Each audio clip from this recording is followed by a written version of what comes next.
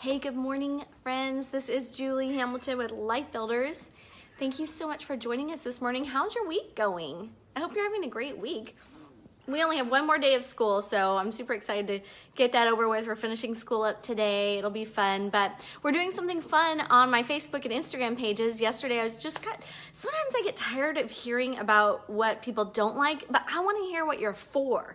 So on my Instagram, which is life.builders.by.juliehamilton, or on my Facebook, I want you to send me a story. So record a story for me on your camera roll. DM it to me about what you love. And I love hearing the responses on my Facebook page. I mean, everything from guinea pigs to helping people open their eyes with personal finance, to fitness, to encouraging, to helping women feel feminine and powerful. I mean, it is amazing to hear what God has gifted each one of you with. And so make a little video on your camera roll, send it to me. I'm going to put it on my stories and tag you in it, because it's great to just share, like, we're all made so differently, and it's amazing. So good morning, Abby. I saw your hi. Good morning, Diana. Great to see you. Thanks for joining in. Well, join in with that fun thing that we're doing, and I'll try to do that over the next couple of weeks, but it'll be really fun. So today's topic is stones in your garden. And if you were in my family, you would probably get tired of me reading to you, because I used to be a teacher. Hey, good morning, Charlotte. I used to be a teacher. And so I'm always constantly saying to my family, hey, when we're driving here, can I read you what happened when this guy met Abraham Lincoln and all this kind of other stuff? But I'm going to read to you guys today. It's story time. But this book is called Acres of Diamonds. And the passage I'm going to read to you today, I actually had to read it a couple of times because I didn't realize what I was reading. And then the second time through, I went, oh my gosh, we all need to hear this. So Acres of Diamonds by Russell Conwell. And this particular book that I have is a kind of a two-parter. This was first published in 1890. So he was a contemporary of James Garfield, Abraham Lincoln, all these, he met Frederick Douglass, John Brown, all these amazing people. But the first half of this book is a speech, Acres of Diamonds by Russell Conwell. The second half is his friend talking about Russell Conwell's life. And it's been so inspiring to me. This book has touched me deeper than a lot of that I've read recently, because I can so identify with it. Even particularly in the ways that, Russell Conwell was kind of floundering around before he turned 40, and like, what am I in this world for? What am I supposed to be doing? But all the things that he failed at and he floundered around at, they all led into all this huge network of people that he knew, and also his battles with discouragement and doubt about himself. So he had a lot of enthusiasm. Like me, I have a ton of enthusiasm for life, but you feel the deep pits of discouragement and doubt as well. And I'm so blessed to read that he did too, because he ended up becoming a speaker. He spoke for 50 years and encouraged millions of people, and he ended up becoming the preacher. He was a high power attorney. He ended up laying it all down to become a preacher at a country church, and ended up going to lead the biggest church in Philadelphia at his time. Yes, you should get it, Charlotte. You would love it. But I want to read you the story about stones in the garden, and I just want to read it to you because I'm afraid I'll mess it up. I won't be able to tell it the way that he tells it. So there was a guy, and his name is Ali Hafid. And Ali Hafid, an old priest, told Ali Hafid that if he had one diamond the size of his thumb, he could purchase his country. And if he had a mine of diamonds, that he could place his children upon the throne through the great influence of great wealth. Ali Hafid heard all about the diamonds, how much they were worth, and he went to bed that night a poor man.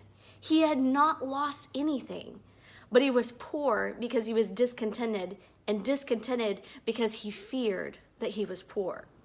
He said, I want a mine of diamonds, and he lay awake all night, and he went to the priest and he asked him, where can I find these diamonds? The priest told him, they're everywhere. All you have to do is find them. And he said, well, all you have to do is find a river that runs through white sands between high mountains. In those white sands, you'll always find diamonds. He said, I don't believe there's any river. The priest is like, no, there's plenty of them. All you have to do is go and find them, and then you will have them. I'll go, he said. So he sold his farm, he collected his money, left his family in charge of a neighbor, and away he went in search of diamonds. He began his search very properly at the mountains of the moon and to Palestine and wandered into Europe. And at last, when all his money was spent and he was in rags and wretchedness and poverty, he stood on the shore of that bay in Barcelona in Spain when a great tidal wave... Olivia, hold on, sorry. Wait, Livy. She's like clanging her cereal with her spoon. I'm like, wait a minute. Sorry, guys. Oh my goodness. Okay. Anyway, so when all of the money was spent and he was in rags, wretchedness, and poverty, he stood on the shore of that bay at Barcelona in Spain when a great tidal wave came rolling in between the pillars of Hercules, and the poor, afflicted, suffering, dying man I'm laughing about you guys, your comments, not about this story. I know, for real. I'm like, oh my gosh. And she has her earbuds in, so that's why I had to yell. I'm like, really? Anyway, okay.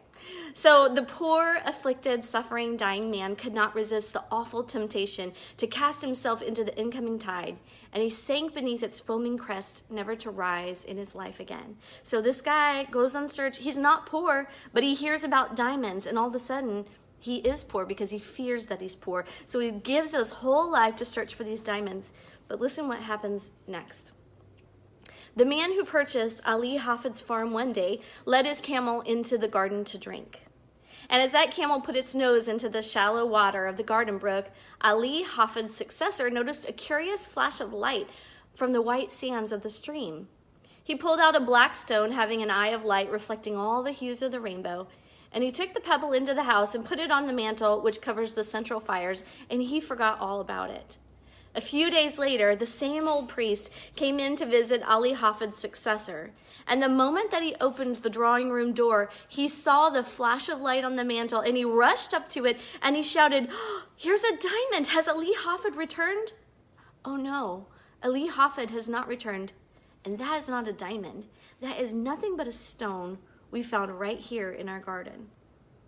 "But," said the priest, "I tell you, I know a diamond when I see it. I know positively that it's a diamond." And I didn't catch it the first time I read it, but when I read this the second time, think about what he says. He has actually found a diamond that ended up becoming, let me read the rest of the story. "Then together they rushed out into the old garden and stirred up the white sands with their fingers. And lo, there came up other more beautiful and valuable gems than the first. Thus was discovered the diamond mine of Golconda, the most magnificent diamond mine in all the history of mankind, providing the crown jewels for England and Russia. The largest on earth came from that mine." And then he ends up to talk about every acre of that old farm, yes, every shovelful afterwards, revealed gems which since have decorated the crowns of the monarchs. So what I didn't notice when I first read this story is that the successor to Ali Hafid, so Ali Hafid left his place, went in search of a diamond, but the guy that bought his farm finds this stone, and he says, this is what he thinks about the stone: "That is nothing but a stone we found right here in our garden." And here's what strikes me about it, and what strikes me about us, is so often we have stones in our garden. We have things that we don't even know are valuable in the garden of our lives. And maybe it's a skill set that you have, maybe it's an experience that you have, but we look at it, and you look at it, and it's only a stone. It's only a stone in my own garden. It's only the gift that God gave me. It's only the passion that he put inside my heart to reach justice for orphans. It's only this ability he gave me to serve elderly people. It's only this ability that he gave me to set people free financially. It's only this ability that he gave me to teach people how to be healthy. And we look at the stones in our life, and we think that they're only a stone. We don't realize that we have acres of diamonds in our life. You have acres of diamonds inside of you. And I want you today to dig into those stones. I want you to start seeing those skills, those skill sets that you have, those experiences, those mindsets, those passions. I want you to look at those stones and realize that they are diamonds. You've got acres of diamonds inside inside of you. And it is time that we start turning over the shovelfuls and unearthing the diamonds in our lives. And my hope is somebody that's listening to this that feels like they have nothing to give the world. They feel like they have nothing to contribute. They're like, what am I on this earth for? I am hoping and praying that right now, that you begin to understand the stones in your life are diamonds, and that you begin to uncover the diamonds in your life. And I hope that you can start to build on those diamonds, that you can start to take them and grab that passion, because I was reading this morning in Psalms 104. I had this amazing dream last night, and in this dream, I wasn't going to talk about this, but I'm just telling you right now, but I saw the flashes. I was watching this slideshow of everything that God saw beautiful, and it started off with a tree, and then it went through the seasons of a tree, and then it went to a plant, and then it went to succulents, and the way that it was in this slideshow, it was so beautiful. And then it went to an eagle, and then it went to an ostrich. And we don't think of ostriches as good as eagles, but in this slideshow, the ostrich was as beautiful and as strong and as powerful as the eagle. And then it went to penguins and the Arctic animals. And then it went to these little tiny baby sea turtles and people helping them out to the beach. And I was reading this morning in Psalm 104, it said, God takes pleasure in all of his creation. So if you are a creation of God, which you are, God is taking pleasure in you. He made you a certain way, and you don't have to apologize for the fact that he put those passions in you. He gave you those gifts, and he is saying, come on, find the diamonds, people. Let's go. I'm sorry, I'm just like really passionate about this morning. We need to dig up our diamonds and stop seeing them as stones. The guy missed the whole point that he had sitting on a mine of diamonds, because he said, it's only a stone I found in my own garden. Let's not do that. Thank you so much, guys. I love all the hearts. I love you all, and I hope that this will help you see some of those stones as diamonds, and that you're gonna have revelation, and you're gonna go like, wow, this is a gift. This is something that God has put in me that he loves and is made for the world and made for that purpose. And I'm praying that it's gonna spur you on to do all those good things that he's put in your heart, and to pursue those passions and pursue justice and pursue freedom for people and all the great things that you guys have gifts for. You are diamonds, and you're sitting on acres and acres of diamonds. So I love you all. Go get the book. It's amazing. I mean, it's a speech he gave in 1890, so it's old, but it is good stuff, and it's gonna set you free. I love you so much, you guys. I love you all. Well, I'm so glad that you guys know that you have diamonds inside of you, and you know it. All right, have a great week, everybody. I will see you on Monday. Bye. Love you all.